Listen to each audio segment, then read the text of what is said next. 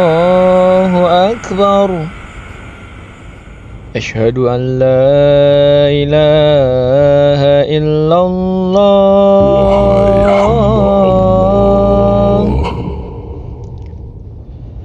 Asyhadu an la ilaha illallah. Pulanglah dari kemarahan. Asyhadu anna Muhammadar Rasulullah. Apa yang kau bawa? Asyhadu anna Muhammadar Rasulullah. Di manakah setan berada ketika kita meninggal? Bapak Ibu yang dimuliakan oleh Allah, lonceng demi lonceng kematian itu terus hadir bersama kita. Dan seperti matahari yang tidak bisa ditunda, walaupun kata Ustadz Abdul Somad, walaupun azan maghrib tidak dikumandangkan, tetapi matahari pasti akan terbenam. Bapak Ibu yang dimuliakan oleh Allah, begitu juga pentingnya kita mempersiapkan diri kita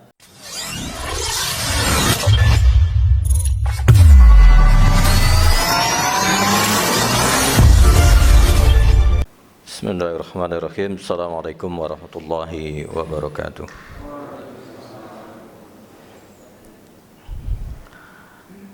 Alhamdulillah, huwa alladhi khalaqal insana fi ahsani taqwim, summa radadnahu asfala safilin lilladzina amanu wa amilus salihat. Asyhadu an la ilaha illallah, asyhadu anna Muhammadan abduhu wa rasuluh. Allahumma salli ala Muhammad wa ala ali Muhammad wa sallim wa radiyallahu an kulli sahabati Rasulillahi ajma'in. Alhamdulillah, syukur kita kepada Allah. Pada maghrib ini kita dihimpun oleh Allah di majlis ini. Semoga majlis kita ini majlis yang diberkahi oleh Allah Subhanahu wa taala. Serta salawat dan salam marilah kita mohonkan semoga tercurah kepada baginda Nabi Muhammad sallallahu alaihi wasallam sebagai uswah dan qudwah hasanah buat kita semua.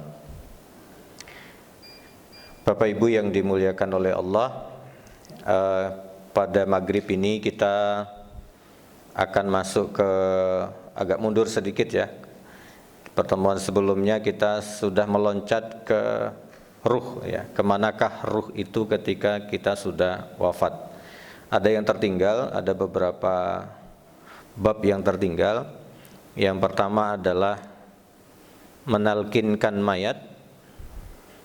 Selanjutnya adalah tata cara talqin. Terus bagaimana etika kita ketika menghadiri orang meninggal, dan bagaimana sikap kita ya ketika berhadapan dengan mayat yang matanya masih terbuka, dan bagaimana di manakah setan berada ketika kita meninggal. Bapak Ibu yang dimuliakan oleh Allah, lonceng demi lonceng kematian itu terus hadir bersama kita. Dan seperti matahari yang tidak bisa ditunda, walaupun kata Ustadz Abdul Somad, walaupun azan maghrib tidak dikumandangkan, tetapi matahari pasti akan terbenam. Bapak Ibu yang dimuliakan oleh Allah, begitu juga pentingnya kita mempersiapkan diri kita untuk bertemu dengan Allah Subhanahu wa taala. Makasih Mas. Karena apa? Betapa banyak orang tidak tahu tentang hakikat ini. bahwa dia merasa dunia inilah segalanya ya. Padahal ada tempat yang tidak ada lelah, tidak ada capek, dan di sanalah rumah kita yang sebenarnya.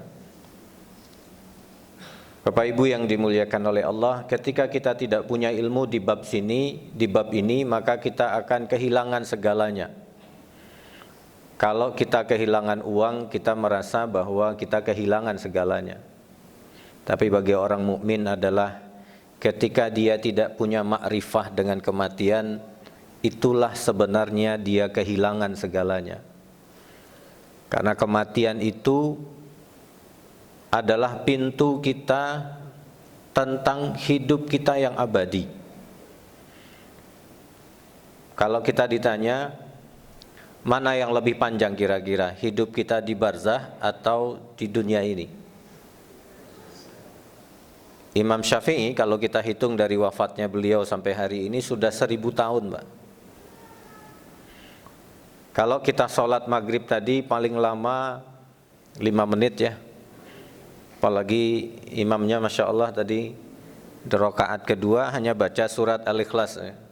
Surat favorit saya itu ya, pendek sekali. Tapi surat Al-Ikhlas itu menyebabkan malaikat turun 70 ribu malaikat turun kepada Muawiyah bin Lail yang ketika selalu membaca surat Al-Ikhlas. Jadi jangan remehkan surat Al-Ikhlas. Imam Qurtubi berkisah menceritakan, Qurtubi ini dari kata Cordova ya Pak. Cordova itu di Spanyol. Jadi penulis kitab ini, Tazkirah ini Imam Qurtubi. Beliau orang Spanyol, bukan orang Arab. Tapi Masya Allah ya, jadi ulama itu tidak mesti lahir dari Arab ya. Imam Bukhari apa orang Arab? Bukan orang Rusia ya. Imam Qurtubi Cordova itu Spanyol. Beliau bercerita ada seorang ibu-ibu yang wafat ya, ibu-ibu yang wafat. Setelah dia dimakamkan 1 hari, dia mendatangi 3 anaknya ya, 3 anaknya dia datangi di mimpi ya, anak laki-laki ini Pak. Maka kita bukan sesuatu yang dilarang ya Pak untuk bercerita nanti kalau aku wafat kamu yang menyiapkan kain kafan, kamu yang menyiapkan makam, kamu yang memandikan. Rasulullah itu dengan Aisyah itu sering berdialog tentang hal itu. Wahai Aisyah, kata Nabi, kalau aku wafat duluan, maka engkau yang memandikanku. Kata Rasulullah, kalau engkau yang wafat duluan, aku yang akan memandikan. Maka Rasulullah juga mewasiatkan kepada Ali bin Abi Thalib. Jadi memberikan wasiat tentang kematian kita kepada keluarga itu bukan perkara tabu. Nabi menyampaikan kepada Ali bin Abi Thalib, wahai Ali, seandainya aku wafat nanti, engkau yang turun menyambut mayatku.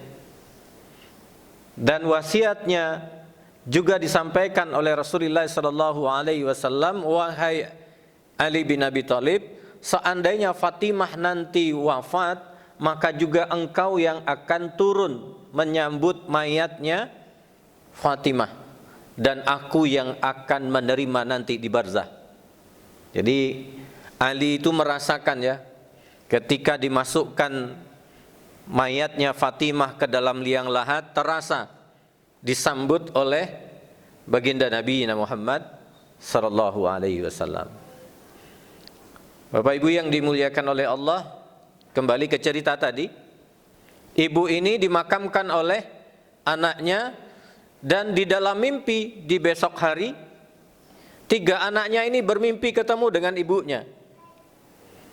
Apa kata ibunya? Celakalah kalian memakamkan aku di tempat yang begitu panas.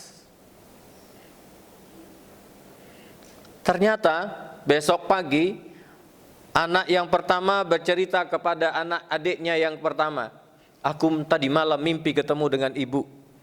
Dia bilang celaka kita karena ditempatkan di tempat yang panas. Maksudnya dikubur di tempat yang panas. Setelah itu adik yang kedua juga, saya juga mimpi sama ibu semalam. Ceritanya juga sama katanya. Kenapa aku ditempatkan atau dimakamkan di tempat yang panas?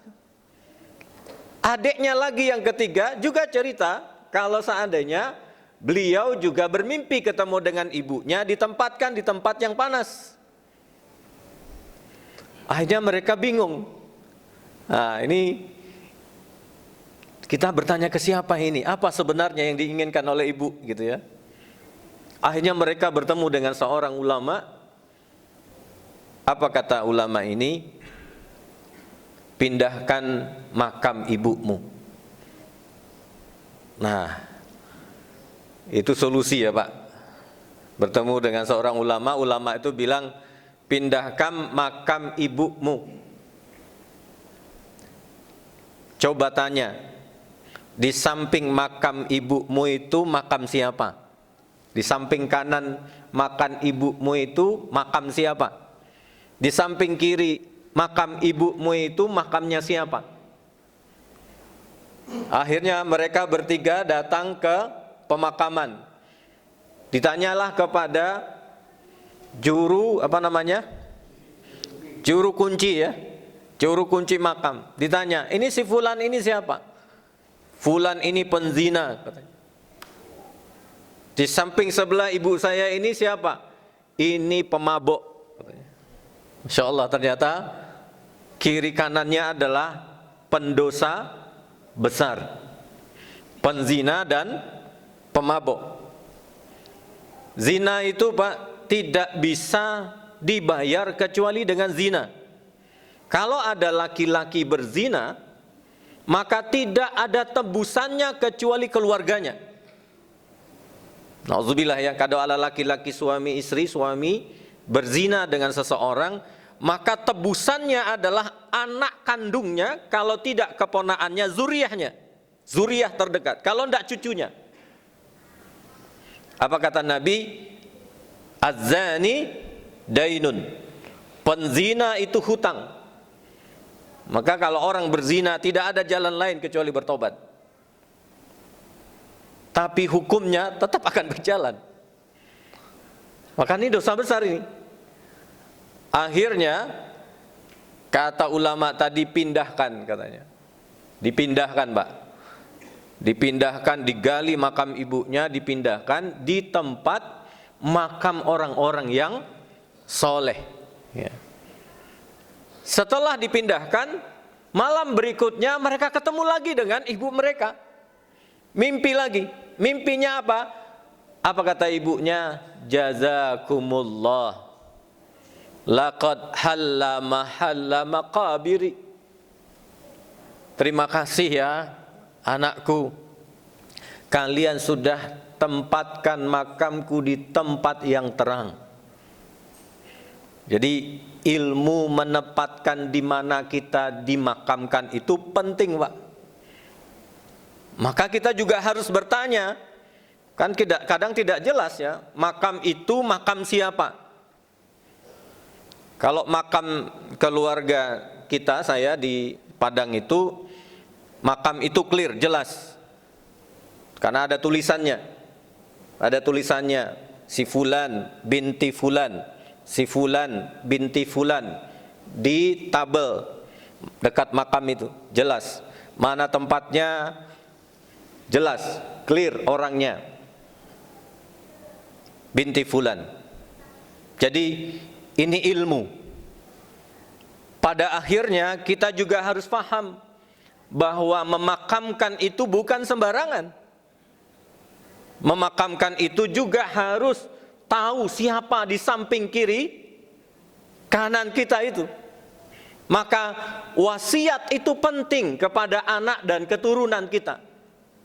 Kalau aku dimakamkan nanti, siapa yang mengkafani, siapa yang memandikan, jelas, kecuali nauzubillah ya, wafat dalam kondisi tidak tahu tempatnya.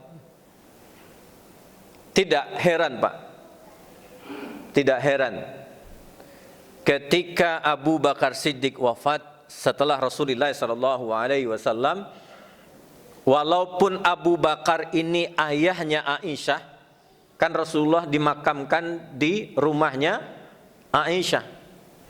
Abu Bakar itu izin loh Pak, izin. Jadi para nabi itu Pak dimakamkan di mana dia wafat. Jadi di mana dia wafat? Ini kan di rumahnya Aisyah. Jadi di pangkuannya Aisyah. Jadi beliau itu ketika hari Senin itu sudah tidak kuat. Jadi tidak bisa bicara ya. Maka dilihat Abdullah, adiknya Asma, Abdullah bin Abu Bakar, yang akan juga dulu pernah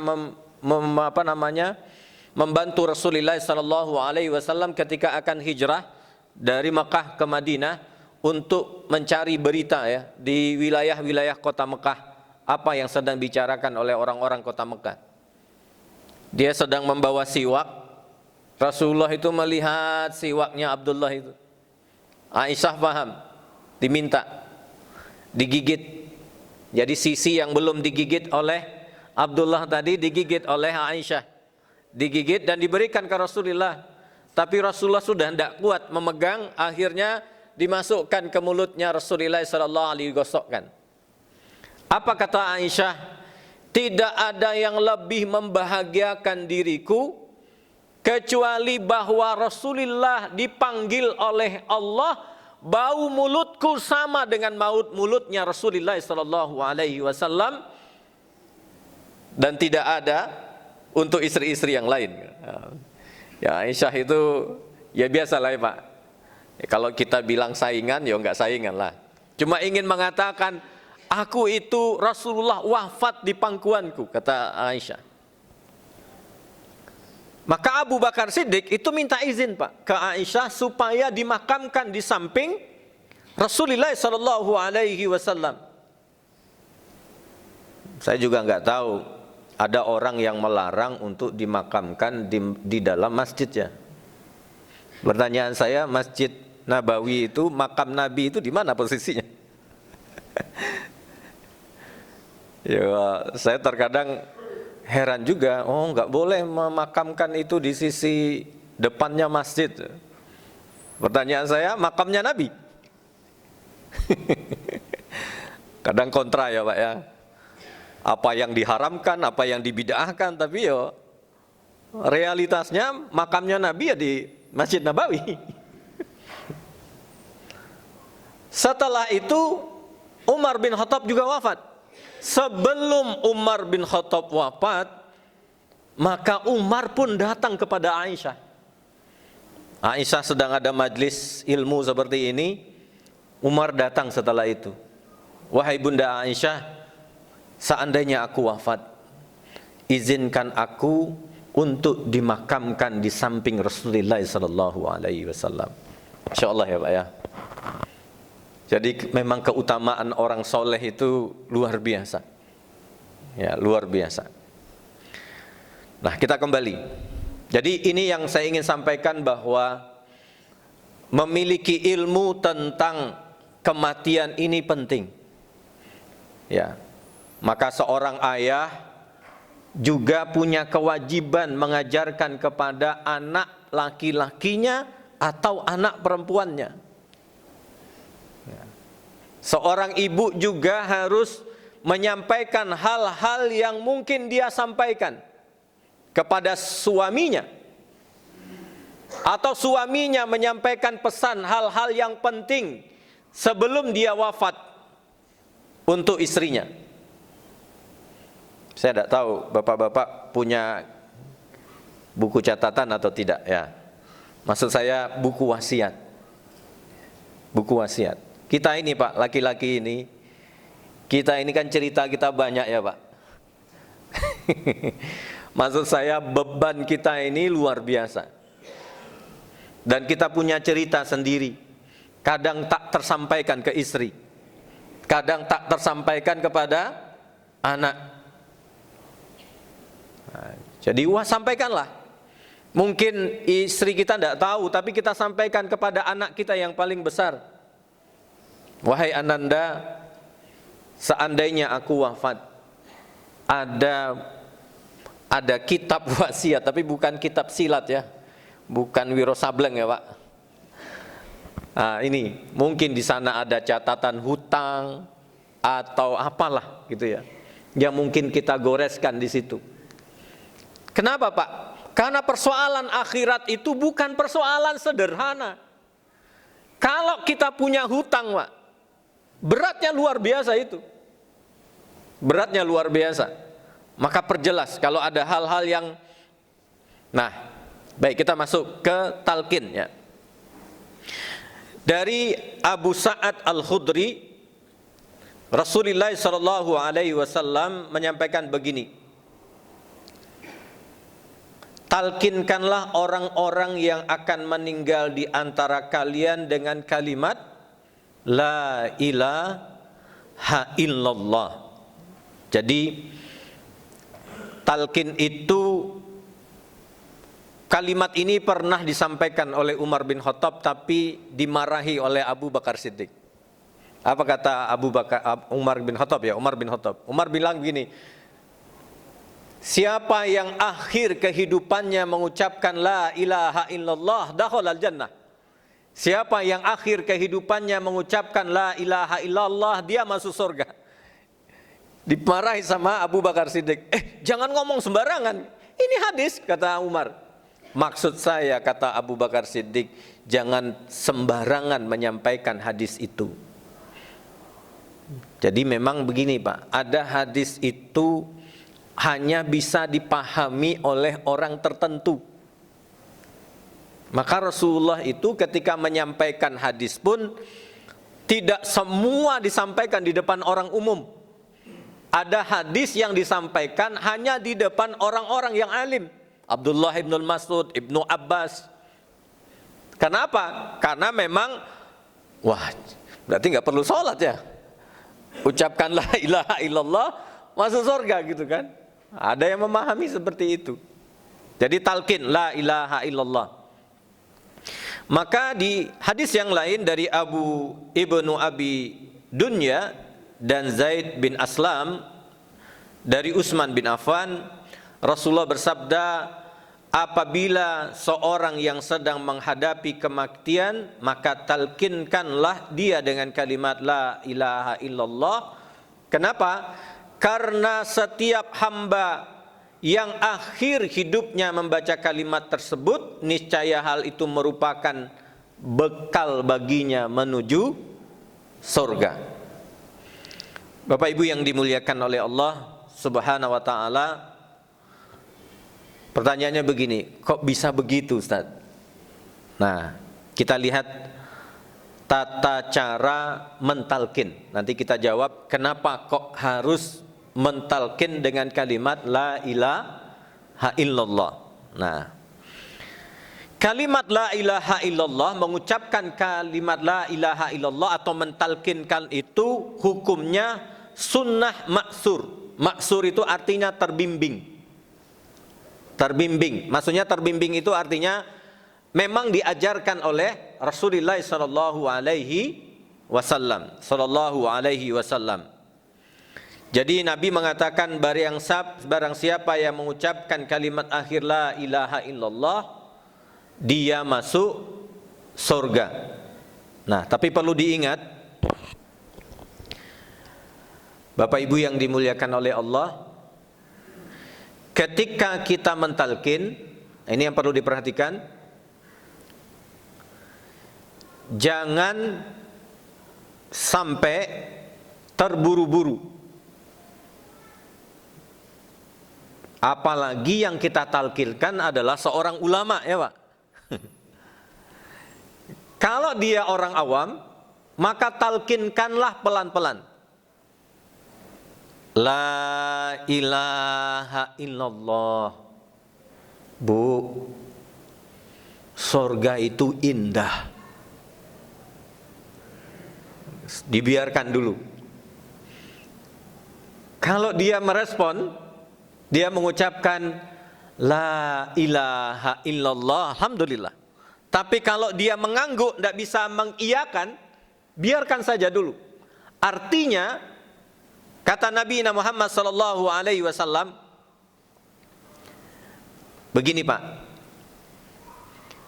syaitan itu ketika akan wafat, ya, syaitan itu akan berwujud menjadi seorang ibu di kanannya dan seorang ayah di sebelah kirinya.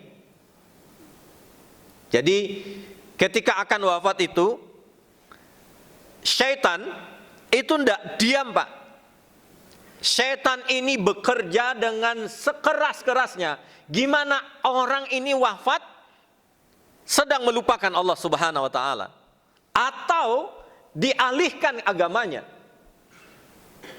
Syaitan ini bilang yang sebelah kanan, si ayahnya bilang begini, wahai Ananda, wahai istriku, kalau memang dia perempuan, dia punya ayah dan ibu, wahai anakku, ikutlah kepada agama Nasrani, katanya. Nasrani itu dibawa oleh Isa alaihi salam. Mana yang lebih sempurna, Al-Quran atau Injil itu, katanya. Nah, itu dibisikkan sama syaitan. Lalu yang sebelah kiri ibunya bilang, ikutlah Yahudi, katanya. Yahudi itu dibawa oleh Musa alaihi salam, Bani Israel, katanya. Mulia dengan semua kemuliaannya, katanya. Masya Allah ya Pak. Nah, di sanalah fungsi talqin itu. Di sanalah fungsi talqin. Tapi kalau kita mentalqin, jangan terburu-buru. Bu, la ilaha illallah. Kalau dia bisa menjawab J. Kalau orang yang berilmu, nah kalau orang yang berilmu yang kita talqin, tidak perlu juga membaca la ilaha illallah. Cukup kita berkisah saja. Misalnya ini, yang wafat seorang alim, samping kiri kanannya orang alim juga. Mereka cukup bercerita seperti ini. Tahukah kamu hadis yang disampaikan oleh Asim Ibnu Sofyan dari Utsman bin Affan tentang talqin? Yang lain menjawab iya. Nah, biasanya orang alim ini akan menjawab, oh iya, jalurnya ini. Beda ya Pak, orang alim yang ditalqin ya. Nah, kalau tidak ditalqin pelan-pelan, diingatkan tentang betapa indahnya surga itu. Dan tidak usah terburu-buru. Jadi talqin itu bukan persoalan lisan Pak. Saya ingin sampaikan, orang yang mayat ya, calon mayat yang kita talqin tidak menuntut dia juga harus mengucapkan la ilaha illallah. Kalau dia mengangguk cukup. Karena talqin yang diinginkan itu adalah persoalan hati ini. Karena tadi yang menggoda siapa? Sebelah kanan adalah syaitan berwujud ayahnya, sedangkan sebelah kiri syaitan yang berwujud ibunya. Yang menggoda membawa mereka, yang satu membawa ke Nasrani, yang satu membawa ke Yahudi. Ini persoalan hati. Ini persoalan hati. Jadi tujuan talqin itu apa? Agar keadaan hati seseorang yang akan meninggal hanya mengingat Allah Subhanahu wa taala saja. Tidak ada yang lain. Maka dunia itu mempengaruhi Pak. Jenengan pernah enggak mentalkin orang, ketika ditalkin dia mengucapkan begini? Mengucapkan apa Pak? Mengucapkan 2.000, 3.000, 2 juta, 5 juta, 10 juta. Dipengaruhi oleh apa itu? itu dipengaruhi oleh kebiasaannya. Kalau kebiasaannya adalah menikmati dunia ini dengan semua perdagangannya, maka dia akan terbawa dengan apa yang menjadi kebiasaannya. Itu persoalan hati. Makanya jenengan kalau sukanya berzikir itu yang mudah apa? Allahu Akbar, Alhamdulillah, Subhanallah, La ilaha illallah, Subhanallah, La ilaha illa anta subhanaka inni kuntu minaz zalimin. Atau apa yang mudah? Atau yang mudah Subhanallah, Subhanallah, Subhanallah, A'udzubillahi min kalimatillahi tamah min syarri ma khalaq. Ya, mungkin ada yang termudah, ya. Jadi fokusnya adalah mengingatkan dia tentang hatinya akan fokus kepada Allah Subhanahu wa taala, maka yang membawa keselamatan bukan gerakan bibir, tapi gerakan hatinya di hadapan Allah Subhanahu wa taala. Bapak Ibu yang dimuliakan oleh Allah Subhanahu wa taala, inilah yang menjadi catatan. Nah, setelah itu apa yang terjadi, Pak? Nah, setelah itu yang terjadi adalah malaikat itu diturunkan oleh Allah Subhanahu wa taala. Nah, ini. Jadi kalau malaikat sudah datang, Masya Allah ya, kira-kira masih ada wujud syaitan di kiri kanan? Tidak ada lagi, Pak. Makanya malaikat itu datang, ada yang tersenyum, ya, ada yang tersenyum. Jadi orang yang hatinya tadi, makanya ada riwayat beberapa yang mengatakan, dia mengatakan tidak, ya. Jadi jangan nanti kalau ada jenengan mentalkin orang lalu dia mengatakan tidak, bukan berarti dia menolak untuk ditalkin, bukan. Kata tidak itu dia menidakkan ajakan daripada syaitan tadi.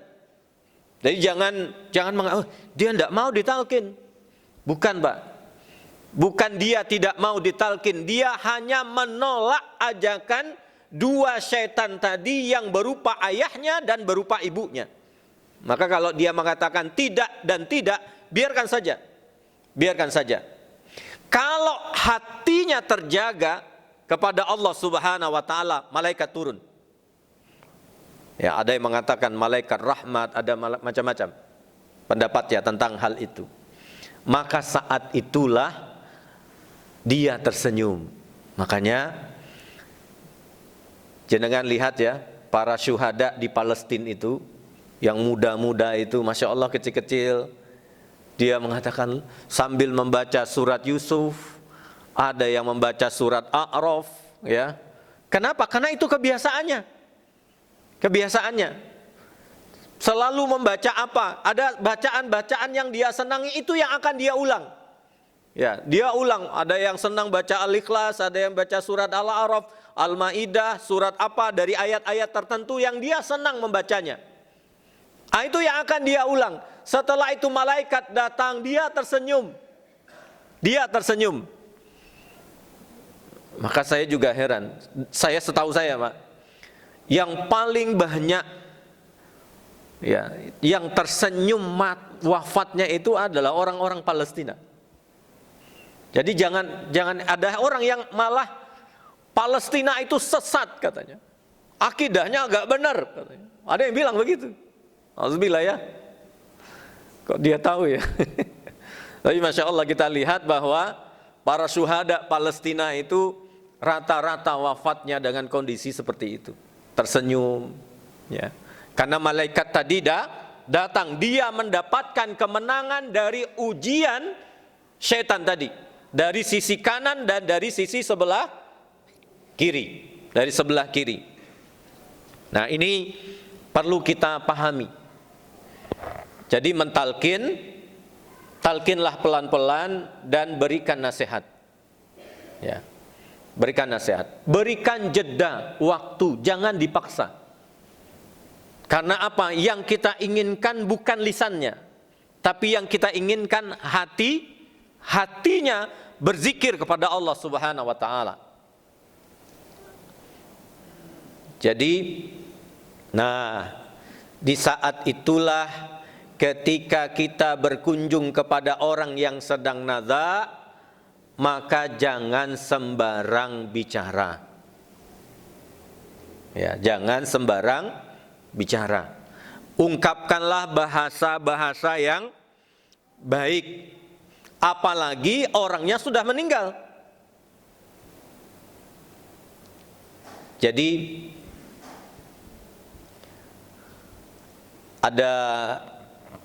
ada live dari Saudi. Saya lihat itu di berita ya. Seorang perempuan menelepon karena live dialognya. Lalu ada seorang perempuan sambil menangis ya menyampaikan itu kepada seorang syekh ini. Ya syekh, wahai syekh, saya itu bermimpi ya bertemu dengan ayah saya. Mimpinya ketemu dengan ayahnya.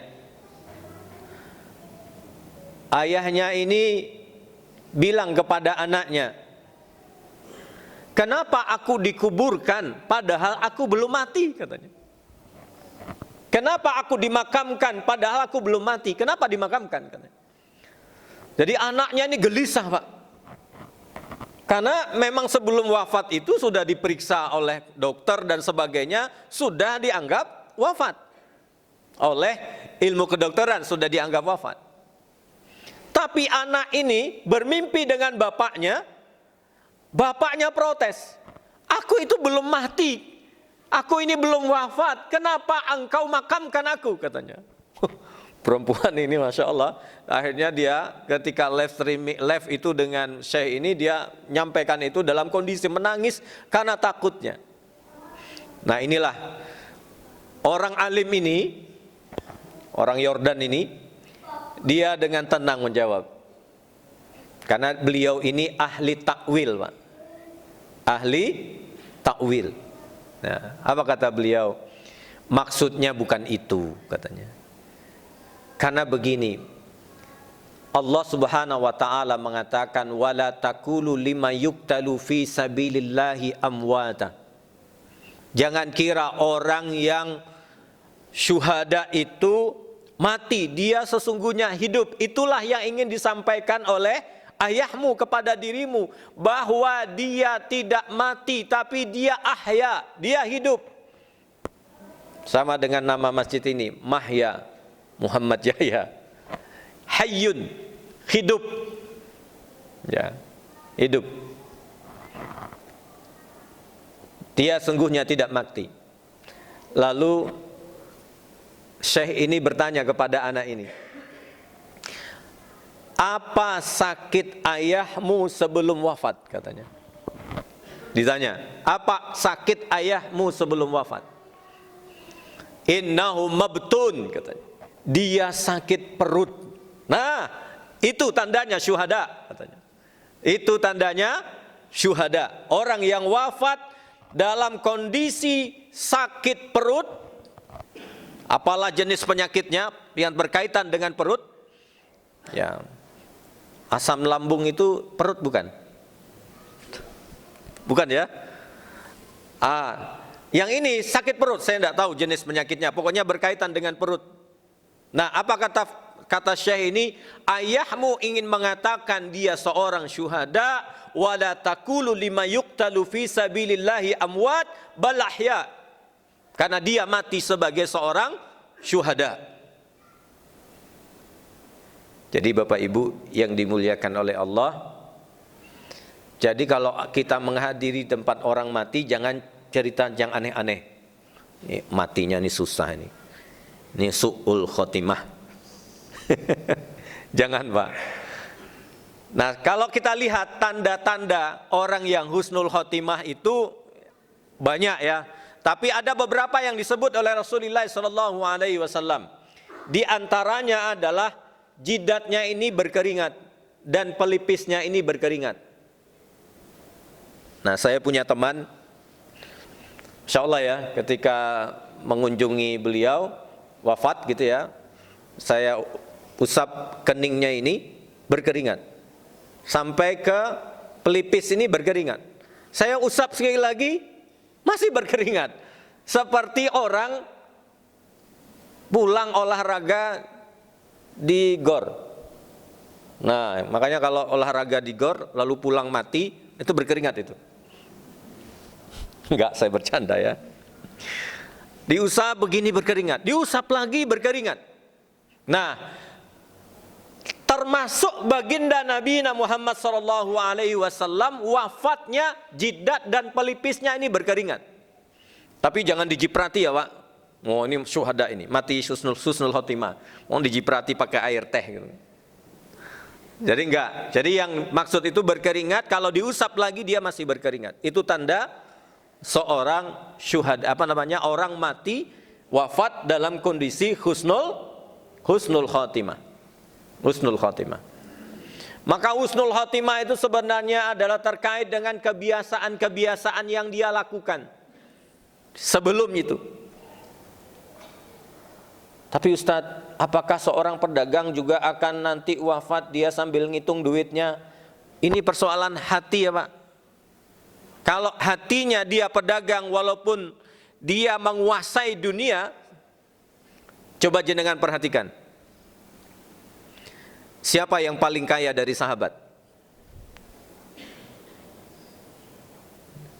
Di antaranya ada Utsman bin Affan, mantu Rasulullah SAW. Di perang Tabuk, ya hampir sepertiga biaya Tabuk itu ditanggung oleh Utsman bin Affan. Gak tanggung-tanggung. 3 kali dia berdiri. Siapa yang mau membantu Tabuk ini, kata Rasulullah, surga baginya. Aku ya Rasulullah, 1000 onta dan semua perbekalannya, dan anak istrinya yang ditinggalkan aku jamin, kata Utsman bin Affan. Setelah itu duduk Utsman. Siapa lagi? Kata Rasulullah. Aku ya Rasulullah. Utsman bin Affan lagi. 1000 lagi ya Rasulullah. 3 kali Utsman bin Affan berdiri. Insya Allah ini mantu. Pertanyaan saya apa?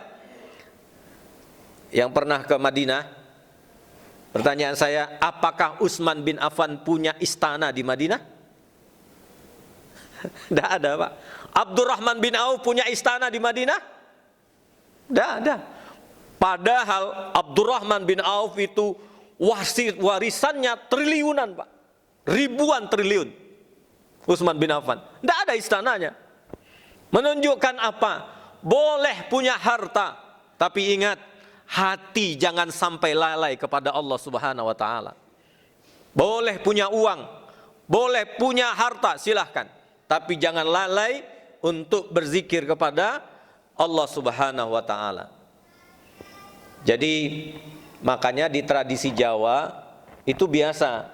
Jadi kalau mau berangkatkan mayat disebutkan gimana ini si fulan, saya. Nah itu memang mengamalkan hadis ini. Ya, mengamalkan hadis ini supaya orang enggak cerita yang aneh-aneh. Kalau orang sudah wafat, enggak usah cerita yang aneh-aneh. Sudahlah. Ya. Ceritakan tentang kebaikan-kebaikannya. Maka Ummu Salamah, istri baginda Nabi Muhammad SAW, itu kan beliau dulu punya suami namanya Abu Salamah. Sudah azan ya? Sudah. Ya. Baru 2 bab. Ya. Ini kira-kira baru selesai kitab ini sekitar 10 tahun lagi lah. Nggak apa-apa ya Pak ya. Semoga kita panjang umur. Ya, jangan bilang gini Ustadz, berarti kalau sudah selesai kitab tazkirahnya berarti mati Ustadz. Enggak ya. Semoga kita semakin ridho untuk pulang. semakin ikhlas untuk pulang, ya, dan semakin bersyukur dengan apa yang Allah berikan kepada kita hari ini. Aku qauli hadza, astaghfirullahalazim. Assalamualaikum warahmatullahi wabarakatuh.